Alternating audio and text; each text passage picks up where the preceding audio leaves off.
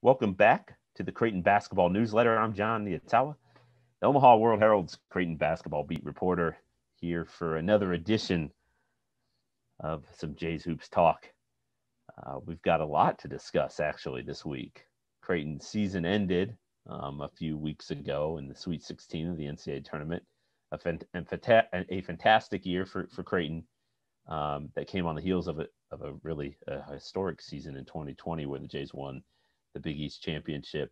I want to share the Big East Championship for the first time in school history, and this year make the Sweet 16 for the first time since 1974. So 2 years in a row where the Jays make some history.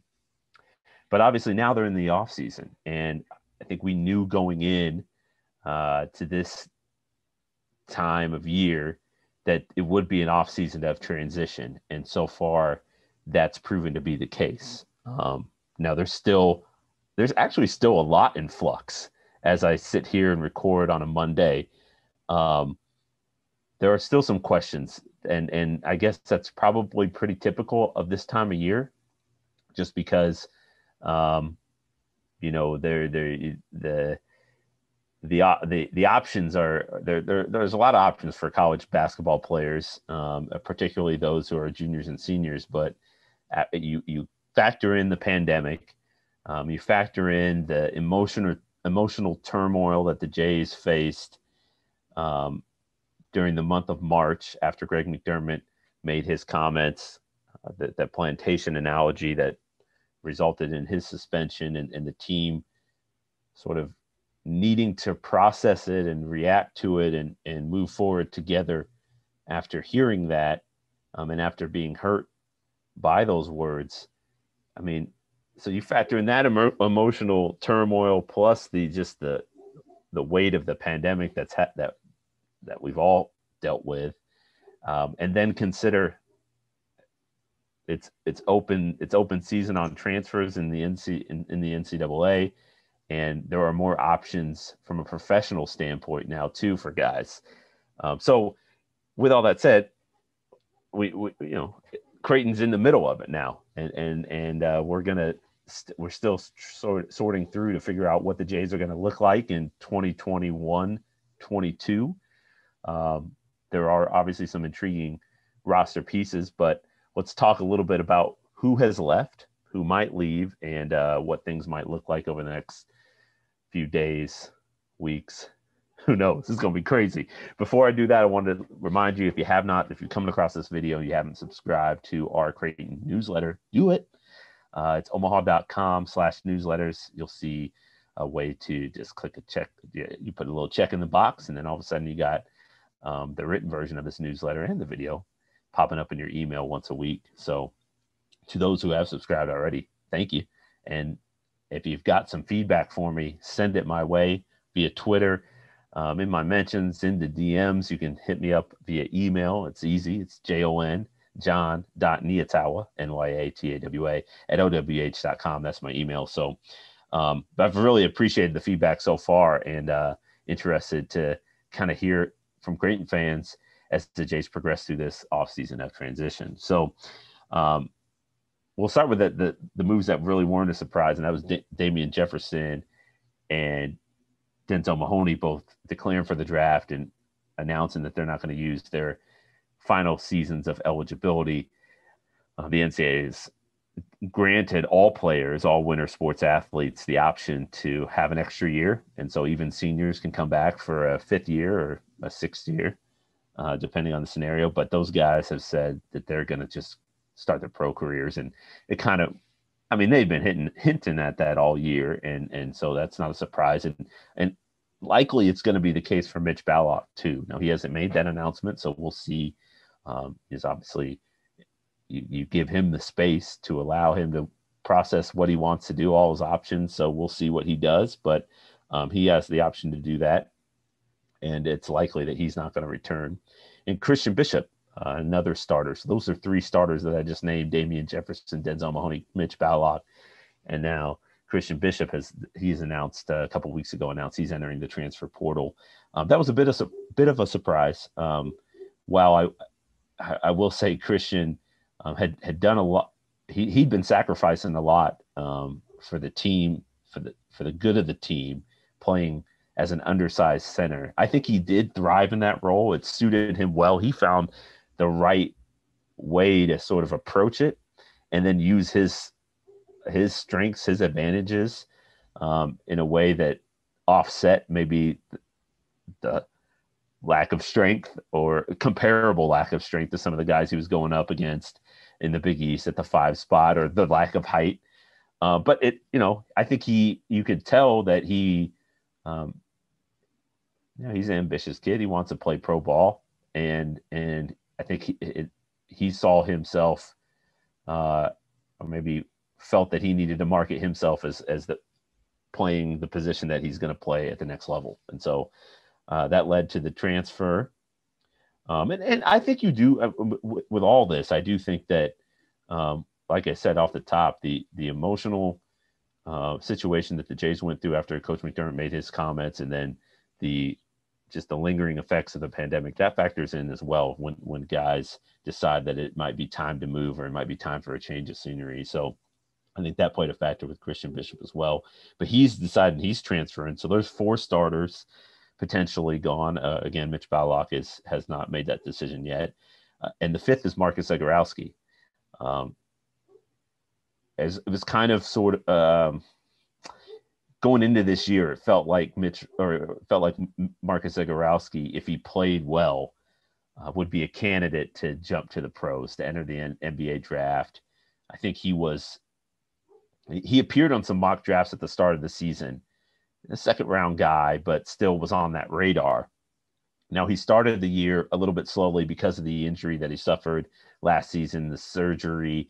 He missed time as he rehabbed and didn't necessarily get the reps in preseason that he would have liked to get himself ready for the year. And so he kind of had to work through some growing pains during the season. But once he was healthy and found sort of his flow again, he was great. And so February, March, Marcus Zagrowski was excellent. He didn't necessarily get the recognition because of that slow start, but I think once NBA scouts and professional teams look at that tape and start reviewing it, they'll be impressed. So it's just going to be a matter of, is Marcus Zagrowski ready to make that jump? Does he feel like it's time to go? Has he proven enough in college? Sometimes the other factor in this discussion is the hype question, or your potential. And it's really hard to get a read on that. You have to do your best to judge it, but where do teams are always trying to project where you're going to be at age 25, age 26. And if staying another year, could that hurt that projection? That's a question that a lot of guys have to assess in Marcus Zagrowski's position. So we'll see what he decides. I mean, he said it many times. He loves Creighton, loves the city and the program, and has had a blast here. I think he really appreciates the college experience, and he's super competitive. So there's probably an element of him that said, oh, you didn't put me on the first team All-American, or I didn't win Big East Player of the Year. I want that, So I wouldn't be surprised if there's a piece of him competitively that says, I kind of want to go for those types of big-time awards. But also, I think he sees the big picture, and he's really well-grounded in his family. I mean, his brother is in the NBA right now. His family's been a part of this within this industry for a long time. So we'll see. I think he'll certainly make the best decision for him. I think that was proven last year. The dude didn't even declare for the draft when a lot of guys in his shoes, even while injured, would have done that just to get an idea of what the process is. I think he knows what to expect, and so we'll see. It should come soon. Now, the NCAA hasn't officially declared a withdrawal date for guys who want to enter the draft and maybe retain their college eligibility. But typically that's 10 days after the combine.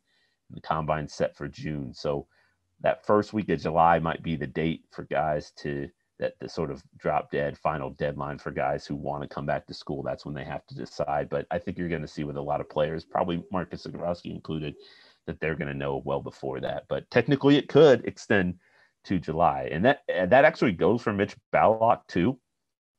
The way that this year works, like he's a senior technically, but he also has to declare for the draft if he wants to go pro. And so he could declare for the draft, conceivably declare for the draft and still retain his college eligibility up until July. So that also could be something that lingers throughout the summer. So we'll be obviously tracking that. And then the other piece within the transition is on the coaching staff. So obviously players, Creighton could lose all 5 starters, and it's going to have to, really rely on its ability to develop this offseason. I wrote a little bit about that in the newsletter, and going to have to get some contributions from its first year players, its freshmen, and the Jays are going to have to be active in the transfer portal. As of this moment on a Monday, Creighton hasn't made any transfer additions, but the Jays are looking. What will impact that is who's on staff to do that recruiting. Creighton, it became official today that Paul Lusk, 3-year assistant coach at Creighton, is going back to Purdue. That's where he kind of emerged on the scene as a top-notch assistant coach previously under Matt Painter. Took the Missouri State job from Purdue and then got fired and ended up at Creighton. Well, he's headed back to Purdue to rejoin his buddy, Coach Painter. And what I can report today on Monday is that Creighton assistant Terrence Rencher is a target or is being targeted by Oklahoma State for an open assistant coaching job. At this moment, there's nothing more that I can say or report on it, but he's certainly in the mix there, so he could leave. And so the Jays suddenly could be down 2 assistants, and it'll be up to Coach McDermott to find 2 key pieces for the staff, obviously. And both of those guys are pretty experienced. They're personable. They got along really well with players and built bonds with guys. They combined to lead or sort of spearhead Creighton's improvement defensively over the last year and a half. Specifically, Paul Lusk. I mean, he was kind of the de facto defensive coordinator, but Terrence Rencher's ability to kind of look at opponents' play, build a scouting report, look at a player and say, these are his tendencies. He likes to do this, this, and this.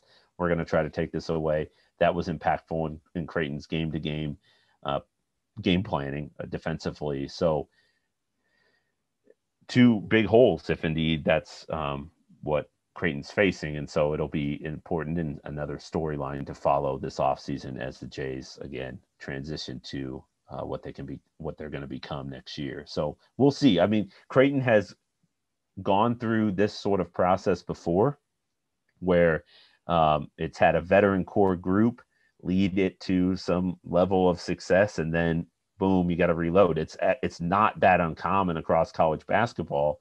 There's only a few programs at the top tier that are able to. They don't have those dips. It's just kind of flatline success at the very top. They don't peak because they are always peaking. Not everyone's that fortunate, and so Creighton, when it has peaked and hit, it's had some success, but obviously there have been some dips over the last 10 years, and the task in front of the Jays is to minimize that dip as much as possible and to bounce back quickly so that maybe even by the end of next year, the Jays are in a position where they want to be or the year following. So we'll see. This offseason is obviously really big and important in these next few weeks from a roster building standpoint and a staff building standpoint are going to be very interesting to follow. So that's my time today. I appreciate you watching this video. We'll be back again soon with more Creighton basketball, more insight and analysis. So until then, have a good one.